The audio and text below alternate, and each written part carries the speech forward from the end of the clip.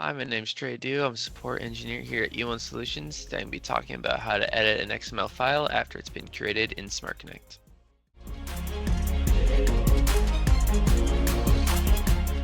There might be a few reasons for why you want to actually edit an XML file after you create it from SmartConnect. SmartConnect currently does have a feature or an annoying thing that does happen sometimes when you create an XML file. It'll add a node called Filename, and if you want your XML in a specific way and you don't necessarily want that Filename node in there, there isn't a way just to take it out in SmartConnect, so you do actually have to create a task that will do that, and today I'll be showing you how to do that. So in this integration, I just have a simple XML data source. You can see, or just a normal data source, Excel data source, but we're going to XML here. You can see this is my file path. This is actually important. We'll be using it later in this task, but it basically just writes a simple little file to XML from Excel. And just a couple of lines, nothing crazy. But yeah, again, this file path will be used here in this task, so I will actually go into this script that I have written for you guys and explain basically how it works. So at the top here you can see it's just a for loop here that will be running through all the different files that are created, like the XML file 1, 2, 3. And basically this first little thing says for counter as integer equal to 1, 2 a global success count, so it's just using the counter as a counter of going 1, 2, 3, 4, 5 for all of the different files that get created, and it uses that global success count to basically say every single successful file that SmartConnect makes go from 1 to that number. So it will always grab every single one, not just one file, not like 10. It'll vary based on how many you have, which is really nice. Then as we go down, you enter in your file path here. As you can see, that file path I was referencing earlier is right here. And then I have that counter on, and then XML at the end to make sure you get the full path in there. So you want the path, and then the name of the actual file that you are naming it, the counter, and then .xml, and you can use these ands to concatenate these strings together, and you'll need that counter again since it will count up when it creates.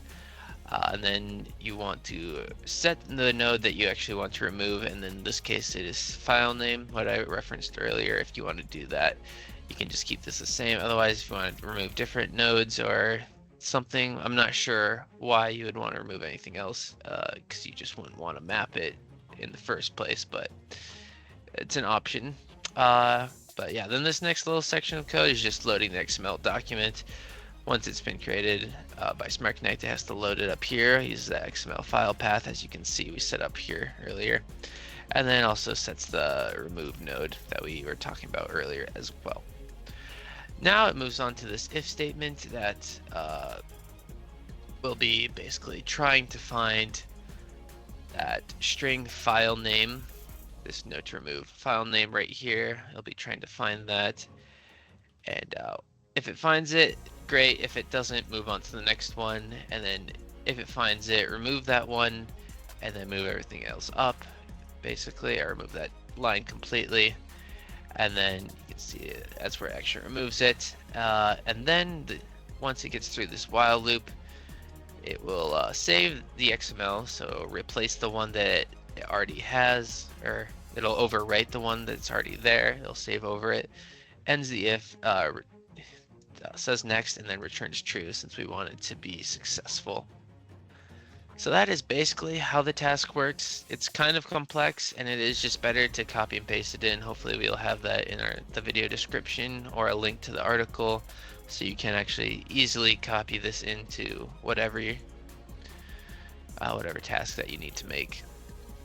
So yeah, let me disable this before I run it, and I can show you the file path, or the file path name being in the XMLs that we don't want.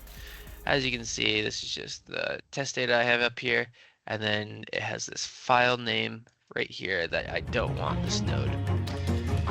So that is what we are trying to get rid of, and you can see it's on all of them. It's not some specific one, it's on all of them. But now if I go ahead and enable that task right here, press run again, successful. Go ahead, open it up again. You can see that file name is now gone. And it's not just gone on the first one, it's gone on all of them. Do a little spot check, and they're all gone. So yeah, that's basically how you end up removing the file name node from SmartConnect on an XML destination for SmartConnect. If you have any questions about this process, you can contact their support team. Otherwise, let us know if this was useful for you. All right, thanks. Bye.